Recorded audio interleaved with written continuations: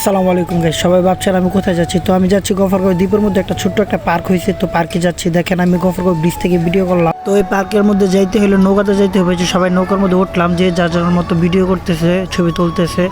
তো নৌকা থেকে নামার পরে দেখেন, নৌকা নামার পরে যে ভিউটা, নদীর মধ্যে আপনার গোসল করতে পারবেন। এই যে এখন গেটের দিকে যাইতেছি, গেটের সামনে যে ভিউটা এটা দেখেন, গেটের সামনে একটা ঘোড়া আছে, এটা চাইলে চড়তে পারবেন। এখন হচ্ছে আমরা গেটের ভিতরে চলে যাব। আমাদের লোক হচ্ছে 5-6 জন। তো 5-6 জনের জন্য টিকিট কাটলাম, এই প্রতি টিকিটের মূল্য 50 টাকায়। যে ভিতরে চলে আসলাম, ভিতরের ভিউটা দেখেন, ছাতা দিয়ে যে গেটটা করলো, মানে দেখার মতো। এই যে দেখেন, বাচ্চাদের খেলার জন্য আবার ফুলের বাগান দিচ্ছে এখানে।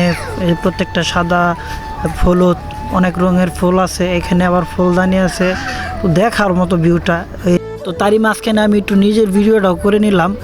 করার পরে সামনের দিকে গেলাম, এই যে লাফ দিয়ে যে গেটগুলা করছে দেখার মতো।